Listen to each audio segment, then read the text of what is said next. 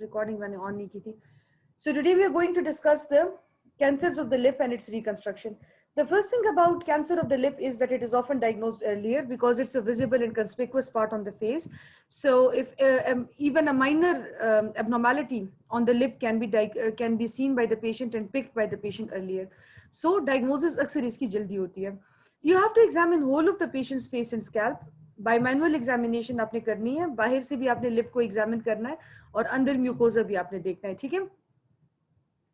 फिर आती है बात कमिश्योर की. ठीक है. कमिश्योर आपने एग्जामिनेशन तो करनी है. ट्रीट आपने लिप के सीए को हम ज्यादातर सर्जिकली ट्रीट करते हैं, तो कमिश्योर भी आपका सर्जिकल उसमें इन्वॉल्व होगा प्लेन में. लेकिन बात यह है कि अगर कमिश्योर आपका इन्वॉल्व है तो आपके रिकंस्ट्रक्टिव ऑप्शंस जो होते हैं वो काफी डिफरेंट हो जाती हैं. ठीक है. And another thing is sensory deficits. ठीक है. जितने भी आपके जो सेंसरी नर्व्स हैं आपने उसके बारे में जरूर पूछना है कि लिप नमनेस और इसके बारे में आपने पूछना है. ठीक है. मूविंग ऑन, एक्सरेज हम कौन कौन से करते हैं. ठीक है. अक्सर एक्सरेज जो हम करते हैं यूजुअली लिप सीएस में हम लोग एक्सरेज इतने ज्यादा नहीं करते. ठीक है. लेकिन जब T2 लीजन होता है, जब लीजन साइज ज्यादा होता है, ठीक है, तब हम एक्सरे कर सकते हैं. पैल्पेबल सब म्यूकोजल इन्वेजन. ठीक है. मतलब बाहर स्किन तो इन्वॉल्वमेंट है लेकिन सब म्यूकोजल इन्वेजन है which is more than 3 to 4 millimeter. If the grade is increased, मतलब there is moderately differentiated squamous cell carcinoma, poorly differentiated है या anaplastic carcinoma है, in that case you have to go for X-rays. And if the commissure is involved. ठीक है. So T2 lesions में, palpable submucosal invasions में grade जब ज्यादा हो और जब commissure involved हो. And कौन से X-rays आप करेंगे? CT. To some extent you can know about the soft tissue involvement, but obviously for soft tissue MRI is better. But it will tell you about bony destruction. ठीक है. bones में ये कितना गया हुआ है तो उसके बारे में. And another thing is like your oncology में जो हम रेडियोग्राफ करते हैं तो उसके दो पर्पसेस होते हैं. ठीक है. एक तो हम लोग जो आपका जो ट्यूमर है उसकी डिटेल्स हम लोग करने के लिए कर रहे हैं. ठीक है. कि वो ट्यूमर कितना एक्सटेंडेड है या वो किन किन स्पेसेस में गया हुआ है, तो उसके लिए हम सीटी कर रहे हैं. But there is another purpose of that and that is lymph node. ठीक है. आपने लिम्फ नोड इवैल्यूएशन के लिए भी आपने करना है सीटी. ठीक है. So soft tissue involvement, bony destruction, lymph nodes, इसके लिए हम करते हैं. एंड MRI पे soft tissue. And there is another issue कि अगर अक्सर क्या होता है because the mental nerve is in this location, तो मेंटल नर्व के साथ the books have mentioned that there can be retrograde invasion to the skull base. मतलब मेंटल नर्व के थ्रू स्क्वेमस सेल कार्सिनोमा का ट्रांसफर हो सकता है to the skull base. So perineural invasion to skull base from mental nerve is another factor that you have to look for in the MRI. ठीक है.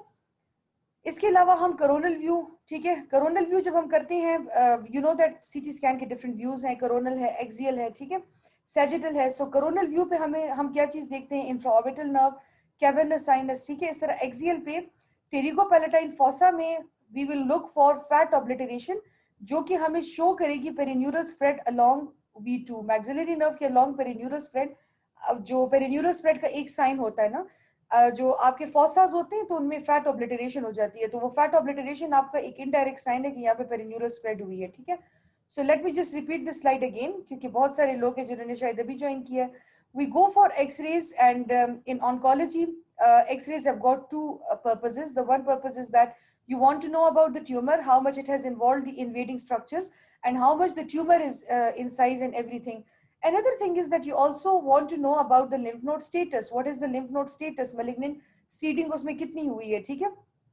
So some indications are T2 lesions, if there is palpable submucosal invasion, increased grade meaning poorly differentiated or anaplastic CA, and if the commissures are involved. So we go for CT. In CT, soft tissue involvement, bony destruction, lymph nodes, and then in MRI, soft tissue, perineural invasion, because books have mentioned that from mental nerve there can be retrograde spread to the skull base. So you have to go look for perineural invasion, and usually on coronal view you can see the infraorbital nerve position very clearly, cavernous sinus. And similarly on axial view you can, how will you know about perineural spread? Pterygopalatine fossa mein there will be fat obliteration along perineural spread along the second cranial nerve. Now coming to surgical considerations. So surgical considerations, like जैसे मैंने आपको पहले भी कहा था, आपके paper में सवाल आता भी है सर्जिकल कंसिडरेशंस का, और वैसे भी आपको पता होनी चाहिए. जो भी आप केस करते हैं चाहे आपके वाइवा में लॉन्ग केस है, शॉर्ट केस है, ठीक है, तो ऑलवेज आपकी surgical considerations is an important part of your treatment plan, ठीक है। आपकी कुछ कंसिडरेशंस होती हैं, हर पेशेंट को हम इस तरह से तो नहीं करते ना कि आपने सामने पेशेंट देखा और आप कहें बस कल इसकी सर्जरी है इसको बस, हम कुछ कंसिडरेशंस होती हैं हमारे जहन में, we have to prepare ourself beforehand. So the first consideration is full thickness resection. We have to see कि जो हम रिसेक्शन कर रहे हैं तो ये फुल थिकनेस है, ये पार्शियल थिकनेस है, ये सिर्फ वर्मिलियन तक एसोसिएटेड है कि नहीं, what is the extent of resection, that is one of your consideration, कितनी एक्सटेंट है रिसेक्शन की। Margins 0.5 to 1 centimetre, 3 millimetre with frozen section. यहाँ पे एक इशू आता है, इशू ये आता है कि जो लिप है उसकी टोटल थिकनेस 7 to 8 सेंटीमीटर है, ठीक है, और मार्जिन्स जो हम लेते हैं वो हम 1 सेंटीमीटर मार्जिन्स हम नॉर्मल लेते हैं, ठीक है।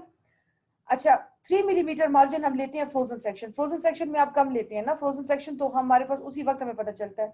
सो अगर एक डिफेक्ट है, एक सॉरी नॉट डिफेक्ट, अगर एक लिप ट्यूमर है, स्क्वेमस सेल कार्सिनोमा है और उसका साइज लेट से उसका साइज 3 सेंटीमीटर है, ठीक है, और साथ में आप 1 सेंटीमीटर नॉर्मल मार्जिन भी ले रहे हैं, तो वो 4 सेंटीमीटर का डिफेक्ट बन जाता है। 4 सेंटीमीटर का डिफेक्ट मीन्स कि आपका अब 50% या आपका 60% लिप चला गया है, ठीक है। सो देयरफॉर ये मार्जिन्स जो हमारे हैं ये यहाँ पे कंसिडरेशन होती है हमारी, ठीक है। कल आप लोगों में से चूंकि अभी हम मार्जिन्स के ऊपर बात करें, तो कल एक जो आई थिंक डॉक्टर असफर थे जिन्होंने पूछा था अबाउट मार्जिन्स के बारे में क्वेश्चन पूछा था, उसके बारे में एक आर्टिकल है मेरे पास, इंशाल्लाह I will send it to you in group, जिसमें हम मार्जिन के ऊपर, बिकॉज उसमें यही था ना pre operatively, intra operatively and post operatively margins को आप कैसे वो करेंगे, ठीक है, तो उसमें डिफरेंट मॉलिक्यूलर मेथड्स हैं और फ्रोजन सेक्शन एनालिसिस है, मुख्तलिफ चीजें हैं, तो I will send that article to you इंशाल्लाह, ठीक है। सो लिप थिकनेस, इसलिए आपने you have to be very careful, ठीक है, कि आप कितना डिफेक्ट प्रोड्यूस कर रहे हैं। And issues of reconstruction you discuss it before hand with patient, आपने पेशेंट के साथ पहले से इश्यूज को डिस्कस करना है। exploit the existing contours like nasolabial and mental crease. The good thing is, very good thing, अभी हम एनाटमी पढ़ेंगे, so the good thing is कि लिप्स के आसपास कुछ ऐसी जगहें हैं कि जहां से आप बड़ा इजीली टिश्यूज हार्वेस्ट कर सकते हैं, ठीक है, उसकी वजह से लेंथनिंग आप कॉज कर सकते हैं, मतलब आप मतलब टिश्यूज है ना, ठीक है, तो टिश्यूज में आप लेंथनिंग इफेक्ट लेके आ सकते हैं, और वो एग्जिस्टिंग कॉन्टूर्स हैं लाइक नेजोलेबियल और मेंटल क्रीज। एक और फायदा भी है इन क्रीजेस का, what is the another advantage of these creases, एक तो ये फायदा है ना कि आप इनको एक्सप्लॉइट कर सकते हैं, ठीक है, इनके कॉन्टूर्स को एक्सप्लॉइट कर सकते हैं। व्हाट इज अनदर पर्पस या another advantage of these creases, anyone?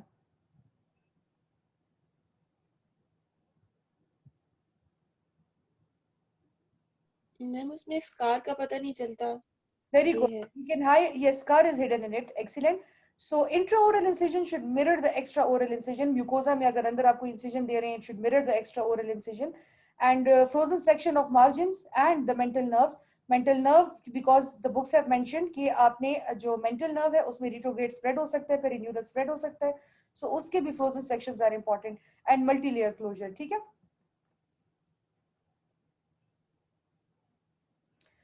We can go for radiotherapy. Radiotherapy usually brachytherapy हम इसमें कर सकते हैं, brachytherapy cesium या iridium needles के साथ। T3 and T4 lesions जितना एडवांस लीजन होगा तो उसमें आप प्राइमरी ट्यूमर और नेक दोनों को रेडियोथेरेपी दें। लिप जो सीए है तो उसमें T1 और T2 के लिए आपका इलेक्टिव नेक मैनेजमेंट नहीं है, मतलब अगर नेक एंड नॉट है तो आपने उसमें नहीं करना, ठीक है, लेकिन एडवांसिंग ट्यूमर साइज के साथ फिर because there is a chance of neck lymphatic metastasis, तो उसके साथ आप कर सकते हैं। Another is that Mohs micrographic surgery, ठीक है, Mohs micrographic surgery usually BCC के लिए होती है, ठीक है, 7 to 8 सेंटीमीटर is thickness, ठीक है। Mohs micrographic surgery is basically a method जो कि यूज होता है usually basal cell carcinomas के लिए, and it's sort of like frozen section, ठीक है, उसी की तरह का एक मेथड है, तो Mohs micrographic surgery भी हम लोग एम्प्लॉय कर सकते हैं, ठीक है।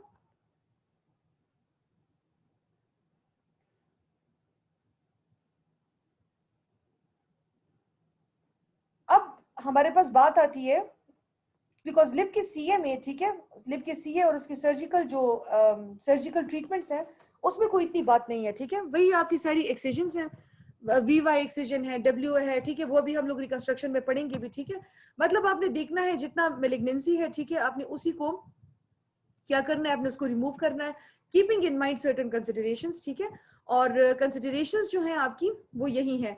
सो बेसिकली क्या है आपका कि इसमें आपने क्या करना है, इन चीजों का आपने ख्याल रखना है ड्यूरिंग सर्जरी, ठीक है। बेसिक जो सारी डिस्कशन है वो लिप रिकंस्ट्रक्शन के ऊपर है।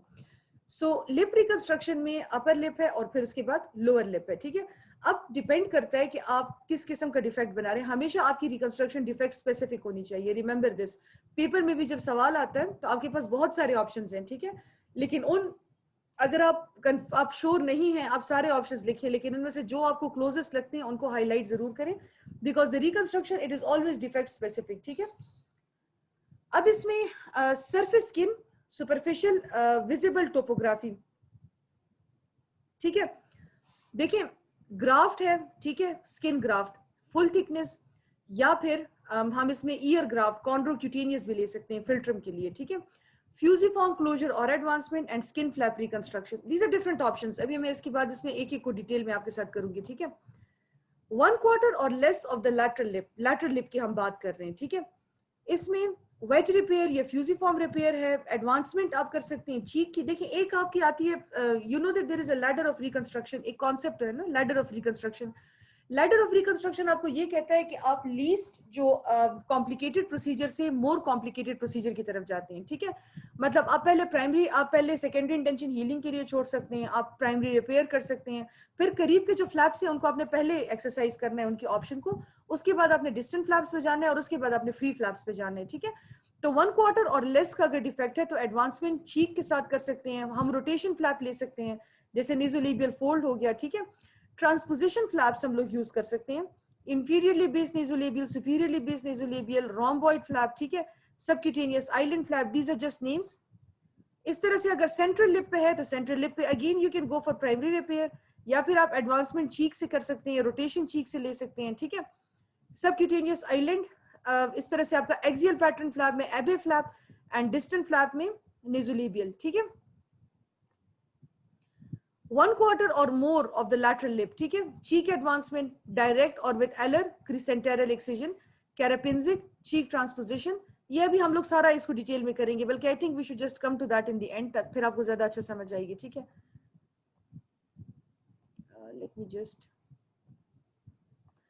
Let's just first concentrate on the anatomy, ठीक है, we can discuss the options later on, ये स्लाइड्स में आपको भिजवा दूंगी, ठीक है। Basically anatomy of the lip is a trilaminar structure, ठीक है। लिप में 3 लेयर्स हैं, it's a trilaminar structure. The first layer is skin, ठीक है, स्किन के बाद म्यूकोजा है और उसके बाद मसल है, ठीक है। कौन सा मसल है लिप में? ऑर्बिकुलरिस ओरिस, ठीक है, मसल्स आपके पास हैं, ठीक है। So skin, mucosa and muscle, it's a trilaminar structure. अब अपर लिप में आपका जो स्ट्रक्चर्स हैं, ठीक है, उसमें क्यूपिड बो आ जाता है, ठीक है।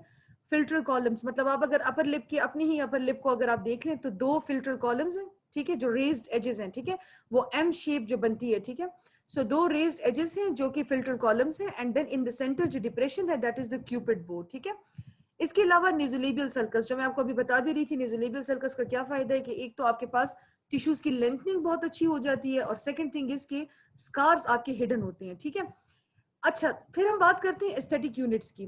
बेसिकली आपके जो एस्थेटिक यूनिट्स हैं जिनका आपने बहुत ख्याल रखना है, तो लोअर लिप में 1 एस्थेटिक यूनिट है, but in upper lip there are 2 aesthetic units, medial and lateral, ठीक है।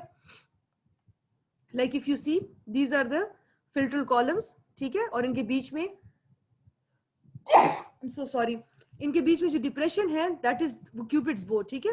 अच्छा, फिर आपका ये वर्मिलियन बॉर्डर है, ठीक है, and this is the commissure. Aesthetic unit की जब हम बात करते हैं, ठीक है, तो एस्थेटिक यूनिट ये लैटरल एस्थेटिक यूनिट है और ये सेंट्रल एस्थेटिक यूनिट है अपर लिप का, ठीक है। लोअर लिप का एक एस्थेटिक यूनिट है, but upper lip has got 2 aesthetic unit, one is the lateral and the another one is medial, ठीक है। लोअर लिप में मेंटल क्रीज है और एक एस्थेटिक सब यूनिट है, ठीक है। This is the mental crease and these are the melolabial और द नेजोलेबियल फोल्ड्स, ठीक है। ये देखिए, ये लोअर लिप में there is 1 aesthetic unit, and in upper lip there are 2 aesthetic unit, lateral aesthetic unit and medial aesthetic unit, ठीक है। Muscles, orbicularis oris is the main muscle, but इसके अलावा बक्सिनेटर्स हैं, ठीक है, फिर डिप्रेसर्स हैं लिप के, एलिवेटर्स हैं, ठीक है, डिप्रेसर एंगुलर ओरिस, एलिवेटर एंगुलर, ये सारे आपके मसल्स हैं लिप में। मॉड्यूलस जो है वो एक बहुत एक इंपॉर्टेंट स्ट्रक्चर है, ठीक है।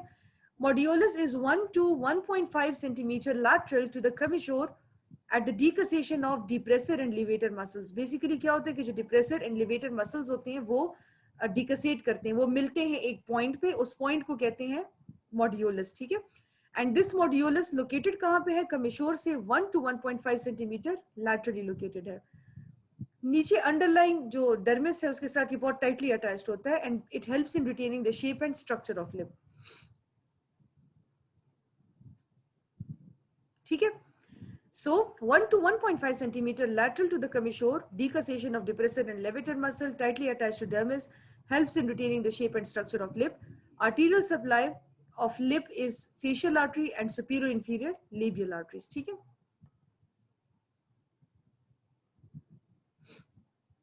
What are the goals of reconstruction? आप जब भी रिकंस्ट्रक्शन करते हैं तो आपके जहन में कुछ गोल्स होते हैं, कुछ एम्स होते हैं, ठीक है. The first thing is oral seal and competence. जाहिर सी बात है अगर आप एक रिकंस्ट्रक्शन करें भी और ओरल सील भी नहीं आए, ठीक है, तो उसका कोई फायदा तो नहीं है, ठीक है. सो maintain oral seal and competence. Adequate aperture for insertion of denture. There are many reconstructive options which lead to microstomia, ठीक है, जिसकी वजह से माइक्रोस्टोमिया होता है, ओरल कैविटी अपर्चर छोटा हो जाता है. What are those reconstructive options? कौन से ऐसे फ्लैप्स है कि जिनकी वजह से अपर्चर जो होता है वो कम हो जाता है, माइक्रोस्टोमिया जो कॉज करते हैं.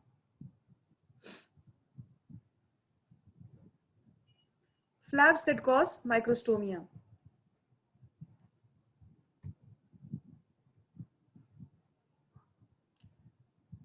Okay, any other one?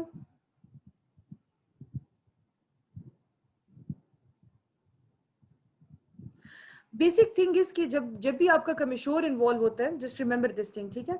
कमिश्योर involvement जब भी होती है और जब आप उस पर फ्लैप लेते हैं तो कमिश्योर इन्वॉल्वमेंट में अक्सर माइक्रोस्टोमिया के चांसेस ज्यादा हो जाते हैं, ठीक है. फिर आपने लेबियल वेस्टिब्यूल को भी रिक्रिएट करना है, ठीक है. सेंसेशंस को आपने प्रिजर्व करना है एंड ऑब्वियसली जो एस्थेटिक यूनिट्स हैं आपने उनका बहुत ख्याल रखना है. You have to increase the cosmesis as well, ठीक है. फिर बात आती है डायनामिक और ए डायनामिक फ्लैप्स की, ठीक है. Dynamic flaps and a dynamic flaps. Functional flaps. Dynamic का मतलब है कि फंक्शन, डायनामिक फंक्शन हो उसका, ठीक है. So best sensate flap with fully functioning orbicularis oris will be called as a dynamic flap. And aesthetic concerns more in upper lip surgery resulting in asymmetry, it is more obvious, ठीक है. Height projection relation between white and red parts duplicated, and this is done by taking tissues from the other lip.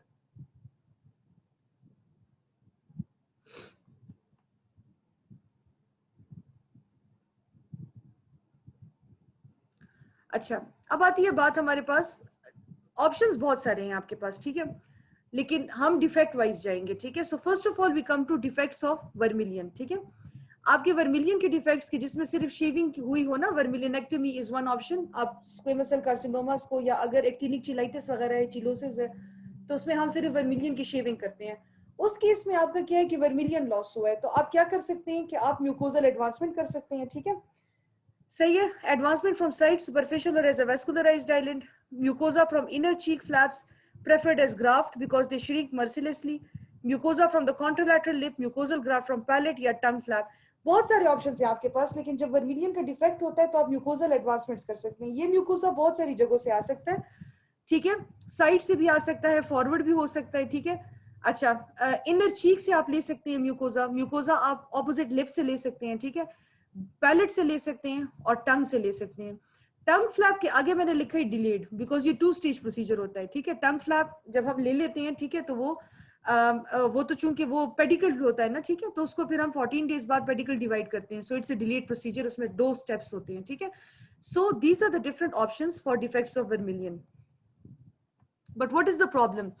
Scar formation contracture होती है, mucosa है ना तो उसमें contracture होगी, ठीक है. So there is scar formation, difficulty in wearing denture, inward lip retraction after healing, flat tip devascularization, ठीक है, loss of labial competence, sensory loss, inward chin hair growth, ill defined vermilion, cutaneous border and loss of lip fullness, ठीक है.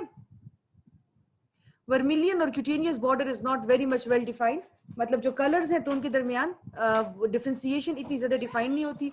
There is loss of lip fullness as well, ठीक है. So these are the different problems with the mucosal grafts.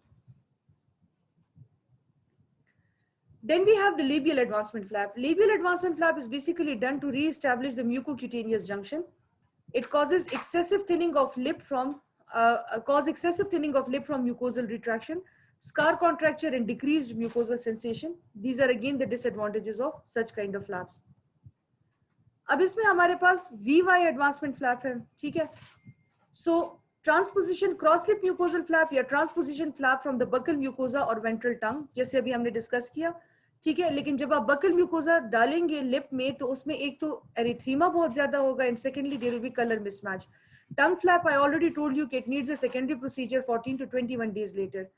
If there is, अब ये तो आपका सिर्फ mucosal defect था ना, वर्मिलियन का डिफेक्ट था या सिर्फ म्यूकोजा का डिफेक्ट था. What would you do if there is the loss of orbicularis oris as well? Definitely, if there is loss of muscle, so you need to reconstruct muscle as well. Always replace like with like, ठीक है? Mucosal अगर vermilion का सिर्फ defect है, आप mucosal से उसको cover कर सकते हैं. लेकिन अगर साथ में muscle भी loss है, तो the muscle you need to replace or replenish the muscle as well. So musculomucosal flap, उसमें हम buccal mucosa plus buccinator muscle ले सकते हैं. Based on anterior buccal branch of the facial artery, innervation is with sensory branch of the infraorbital nerve, ठीक है?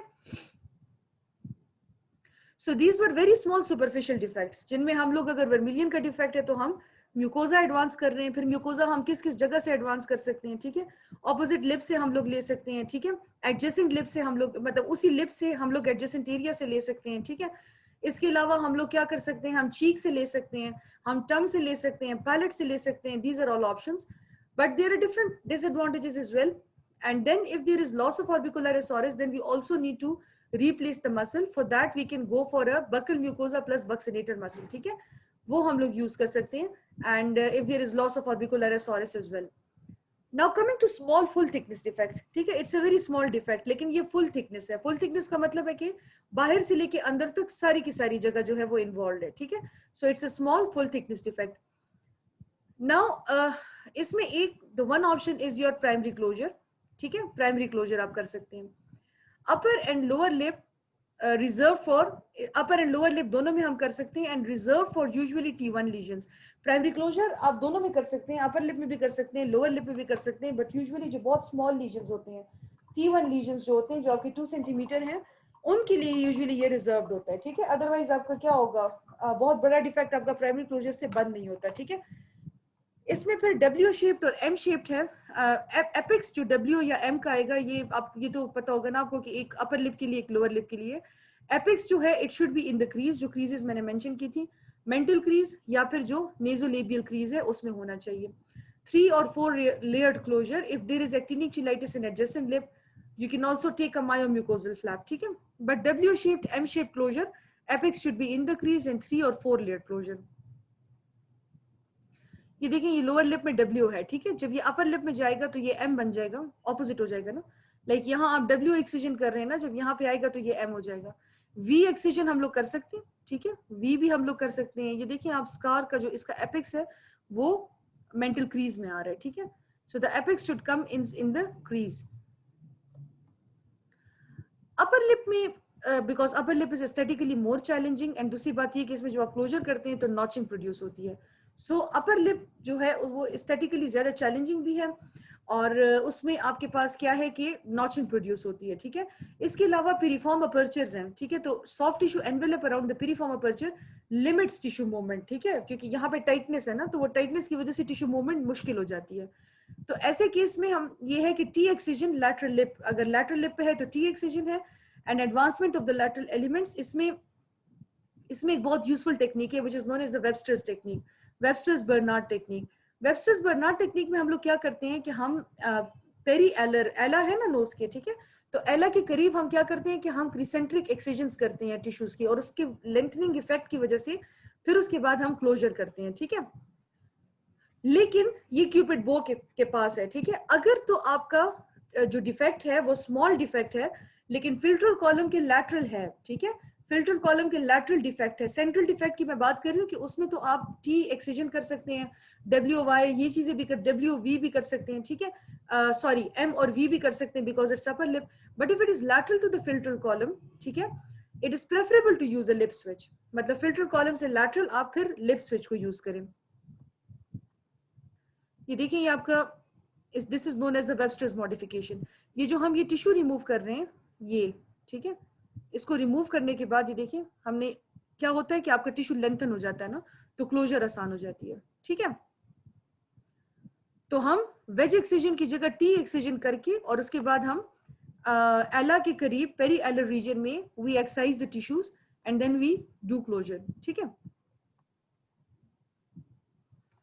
So, but if the defect is lateral to filter column, ठीक है, philtrum के ये central defect की बात थी ना, if it is lateral to the filter column then it is better कि आप लिप स्विच प्रोसीजर यूज करें, क्योंकि उसमें फिर वही है कि आपका टिश्यू जो है वो नॉचिंग भी प्रोड्यूस होती है और एस्थेटिकली रिजल्ट भी इतना अच्छा नहीं होता। एनी क्वेश्चंस यहां तक?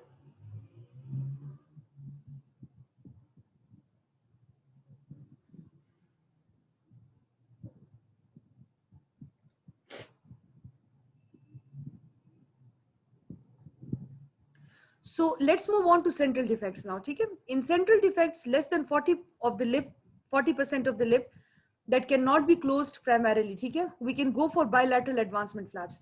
आप दोनों तरफ से एडवांसमेंट कर रहे हैं, ठीक है, सेंट्रल डिफेक्ट है ना, दोनों तरफ से आप मतलब देखिए लिप के बीच में डिफेक्ट है, ठीक है, तो दोनों तरफ से आप एडवांसमेंट कर सकते हैं, ठीक है। इसमें हम हॉरिजॉन्टल रिलीजिंग इंसिजन देते हैं मेंटल क्रीज में एंड अलोंग द नेजल सिल, मतलब इट्स काइंड ऑफ लाइक वही वो वेबस्टर्स टाइप की चीज है, लेकिन उसमें तो हम और उसके बाद हम बरोस ट्रायंगल को रिमूव करते हैं। बरोस ट्रायंगल कुछ एरियाज में होता है, जैसे लोअर चिन में, lateral to the nasal ala in upper lip, ठीक है, and for sensation we can use the opposing labial advancement flap। so the thing is कि आप basically आप क्या कर रहे हैं कि आपका बीच में लिप के सेंटर में डिफेक्ट है और आप साइडों से एडवांसमेंट कर रहे हैं, ठीक है। तो इस तरह से आप इस प्रोसीजर के साथ लेस देन 40% ऑफ लिप को आप क्लोज कर सकते हैं प्राइमरीली। आप किसी और जगह से टिश्यू उठाएं नहीं, आप प्राइमरीली क्लोज करें, बट उसके लिए आपने करना क्या है कि उसके लिए आपने हॉरिजॉन्टल रिलीजिंग इंसिजंस देने हैं, because you have to create a lengthening effect and Burow's triangle को आपने रिमूव करना है। बरोस ट्रायंगल आप कहां से रिमूव करते हैं? लोअर चिन से, lateral to nasal ala in the upper lip, and for sensation we can use opposing labial advancement flap। This is the Bernard Burroughs flap, ठीक है, आपने ये these are the Burroughs triangle, nasal sill के lateral, ठीक है, और यहाँ पे ये देखिए ये हमने ये सारे टिश्यूज हटा दिए हैं। सो इस तरीके से आप 40, ये तो खैर पूरे का पूरा लिप है, लेकिन आप 40% of the defect can be close primarily. अगर सेंट्रल डिफेक्ट है तो वो 40% तक का डिफेक्ट प्राइमरीली क्लोज हो सकता है, ठीक है। So this is the Bernard Burow flap. आपका जो वेबस्टर्स मॉडिफिकेशन है, T excision and Webster's modification, it's more or less like that, लेकिन वो सिर्फ अपर लिप के लिए हम लोग करते हैं, ठीक है। और बर्नार्ड बरो फ्लैप जो है आपका वो सेंट्रल डिफेक्ट्स के लिए है, जिससे हम 40% डिफेक्ट्स को इजीली क्लोज कर सकते हैं। एनी क्वेश्चंस, एनी कंफ्यूजन, कोई चीज जो रिपीट करनी हो?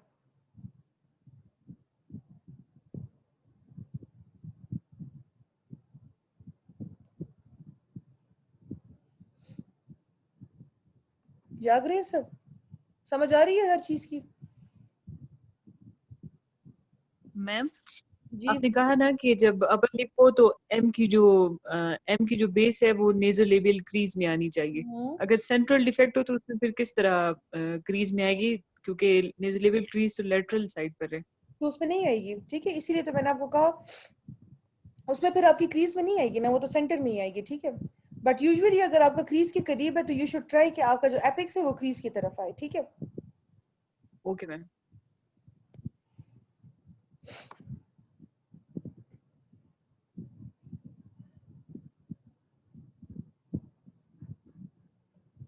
Sensation from where to achieve in Bernard's. Bernard's में उन्होंने ये कहा है कि जो बर्नार्ड बरो फ्लैप है, ये कहते हैं कि सेंसेशन अगर आप फिर अपोजिंग लिप से ले सकते हैं, ठीक है, अपोजिंग लिप की एडवांसमेंट से आप बेसिकली सेंसेशन ले सकते हैं सेंसेट फ्लैप्स के लिए, ठीक है। लेकिन इस किस्म का जो प्राइमरी क्लोजर होता है उसमें आपकी सेंसेशंस तो पॉसिबल नहीं होती, क्योंकि डेफिनेटली आप तो एडवांसमेंट कर रहे हैं ना, अब यहाँ तो नर्व रहेगी नहीं, ठीक है। अगर सेंट्रल डिफेक्ट है और साइडों पे है नर्व सेंसेशंस तो फिर तो ठीक है, लेकिन अगर वैसे उन्होंने कहा कि अपोजिंग लिप से आप फिर ले सकते हैं। So moving on to intermediate full thickness defects, ठीक है। अब ये आपके 2/3 डिफेक्ट्स हैं, मतलब आपका लिप अगर 100% हम उसको कंसिडर करें तो 100% में जो 2/3 लिप है वो जा चुका है, ठीक है। So it's an intermediate full thickness defect और स्किन से लेके muscles, mucosa, everything is gone, ठीक है। सो सबसे पहले बात आती है हमारे पास लोकल, इसमें हम लोकल फ्लैप्स की बात आ जाती है, ठीक है, ठीक है। क्रॉस लिप स्विच फ्लैप, जो अभी हम बार बार बात कर रहे थे ना लिप स्विच की, सो वो लिप स्विच फ्लैप्स जो हैं आपके, बेसिकली ये एक्सियल पैटर्न फ्लैप्स हैं। You know that there are two types of flaps. One is the axial pattern flap and one is the random pattern flap. So who will tell me the difference between the two along with an example? Random pattern and axial pattern. Ma'am जो axial pattern है there is a known blood supply, और जो random pattern है there is no known blood supply, मतलब कोई एक specific artery नहीं। So what is an example of a random pattern flap? Ma'am I don't know examples. अच्छा, ठीक है, she is absolutely right. The axial pattern flaps are basically based on one particular artery, ठीक है, कोई एक artery उसमें dominant होती है, ठीक है। सो ये जो हमारे पास क्रॉस लिप फ्लैप्स हैं, ये आपकी अपोजिंग फ्लैप्स हैं axial patterns which are based on the labial artery, ठीक है। these are axial pattern flaps based on labial artery. इसमें दो तीन फ्लैप्स हैं, ठीक है। द फर्स्ट वन इज एबे फ्लैप, ठीक है। अब एबे और ईस्टलैंडर बेसिकली दोनों एक तरह के फ्लैप्स हैं, लेकिन इन दोनों में एक डिफरेंस है। क्या डिफरेंस है, कौन बताएगा? What is the difference between Abbey and Eastlander?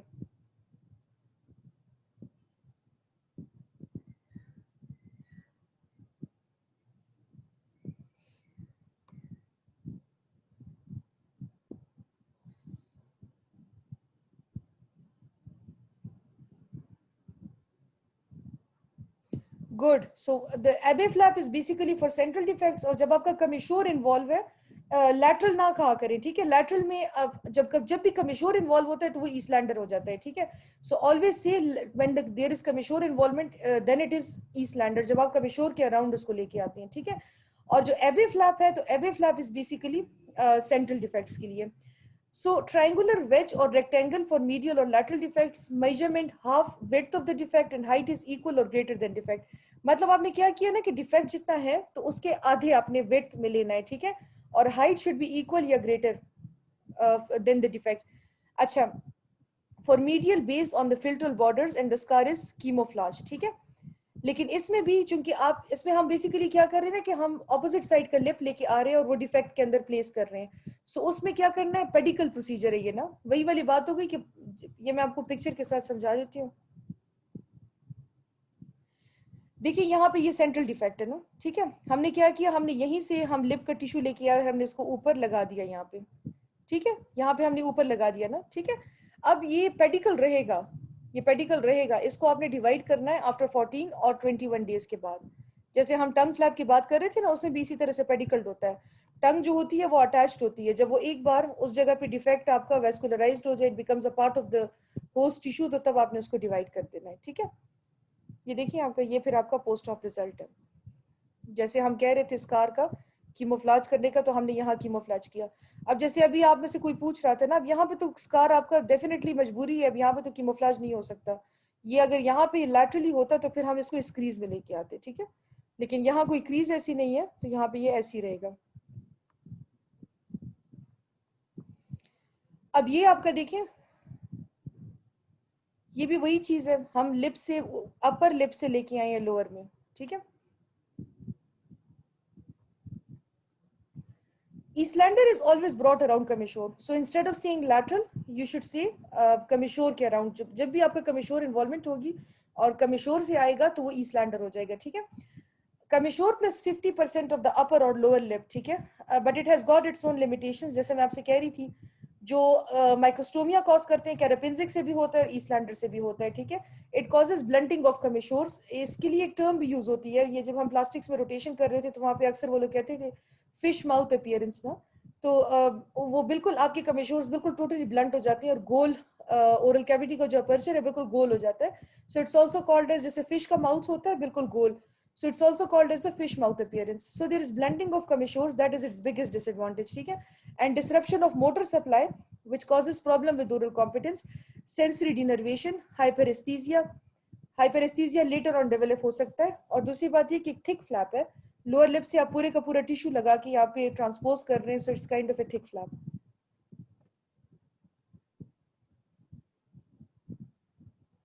ठीक है, ये देखिए लैटरल लिप डिफेक्ट है। अब आप अपर लिप से जब लेके आएंगे तो ये आपका मिशोर के अराउंड लेके आएंगे इसको। इस तरह से यहाँ पे अपर लिप का डिफेक्ट है, आप लोअर लिप से कमिशोर के अराउंड लेके आ रहे हो।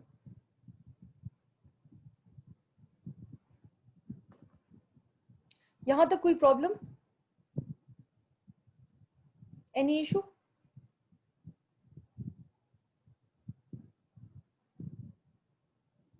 Less than 1 minute is remaining. You can rejoin by clicking on the same link.